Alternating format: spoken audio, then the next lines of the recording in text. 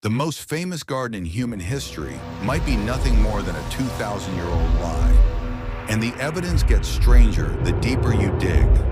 Writings describing a massive green paradise with waterfalls in the desert's heart. But the problem is, we can't find any trace of it. While we found all of Babylon's great landmarks, the Hanging Gardens remain absent. The silence of Babylonian records about them is deafening.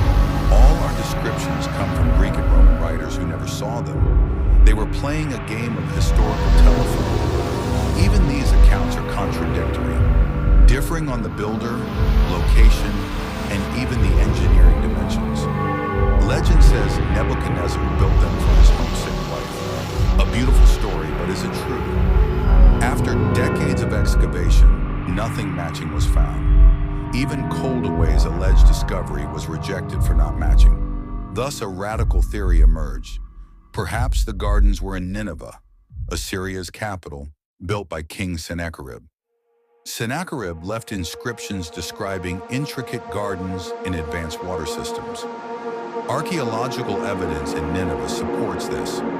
But if they were in Nineveh, why did the Greeks attribute them to Babylon and Nebuchadnezzar? And why did the Babylonian source remain silent? This leads to another possibility.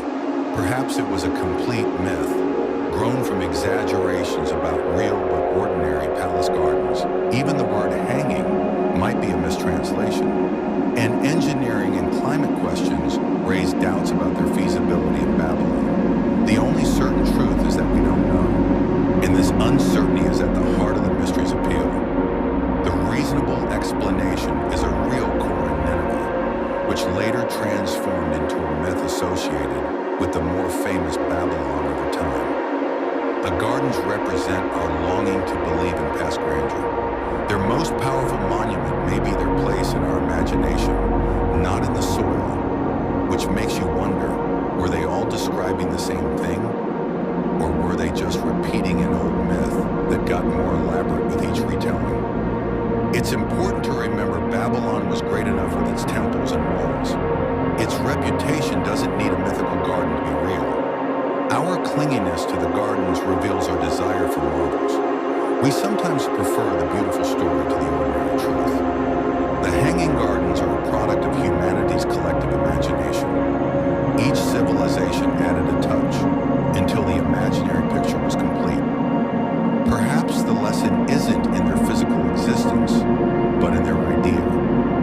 Man's ability to defy nature and please a loved one, even if just a dream. Without a decisive discovery, this mystery may remain unsolved. And that might be its ultimate fate, a permanent puzzle that sparks curiosity. The garden story is a testament to the power of narrative. How a story can create a wonder and keep it alive for 2 millennia. When we search for the gardens, we might actually be searching for proof that the past was as magical and wondrous as we hope. In the end, the Hanging Gardens of Babylon are a mirror. They reflect our uncertainty, our wishes, and how we weave history with threads of reality and fantasy. Whether in Babylon, Nineveh, or only in the human mind, they left an indelible mark, a mark that defies simple facts, which makes you wonder in the end, were they all describing the same thing?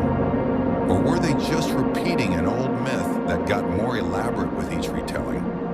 Subscribe if mysteries like this keep you up at night.